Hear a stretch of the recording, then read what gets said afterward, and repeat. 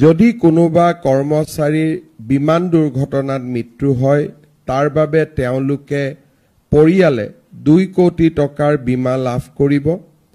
যদি দুৰ্ঘটনা হয় বিশেষকৈ মটৰ গাড়ী এক্সিডেন্ট বা আন দুৰ্ঘটনাজনিত যেটো নেচাৰেল নহয় বেমাৰ আজাৰ নহয় যেটো দুৰ্ঘটনাত মৃত্যু বুলি আমি যাক কওঁ দুৰ্ঘটনাত মৃত্যু হলে 1 কোটি টকাৰ বীমা লাভ কৰিব।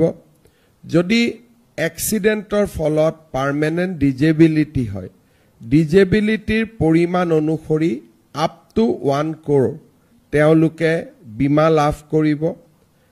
আৰু যদি আংশিক অক্ষমতা হয় যেটো ডিজেবিলিটি পাৰ্মানেন্ট ডিজেবিলিটি কিন্তু আংশিক হয় তেতিয়া 80 লাখ টকা পৰ্যন্ত। আৰু নৰ্মেল ডেথ হলেও যত নেকি আমাৰ যিকোনো কাৰণত বেমাৰ আজাৰত মৃত্যু হলেও আমি 10 লাখ টকাৰ এটা ইন্সুৰেন্স প্ৰিমিয়াম লাভ কৰিম।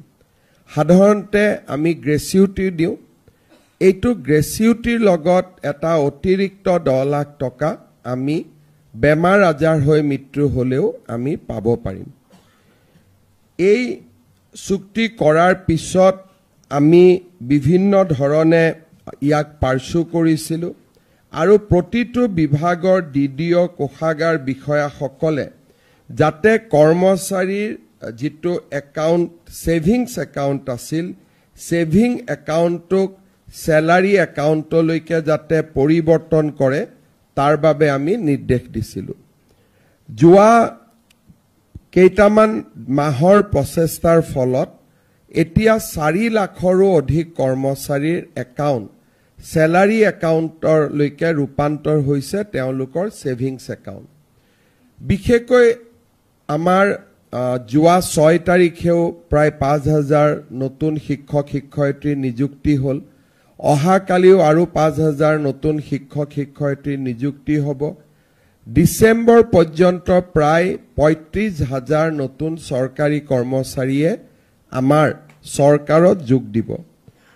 আৰু আটাই সকলকে আমি আজি ডিসি সকলো ইয়াত উপস্থিত আছে ট্ৰেজাৰী অফিচাৰ সকলো উপস্থিত আছে মই পৰামৰ্শ দিম যাতে খুব সোনকালে তেওঁলোকৰ স্যালাৰি একাউণ্টলৈকে আমি তেওঁলোকৰ সেভিংস একাউণ্টটো ৰূপান্তৰ কৰো। আজিৰ সভাত আমাৰ কৰ্মচাৰী পৰিষদৰ বিষয়ববীয়া সকলো উপস্থিত আছে।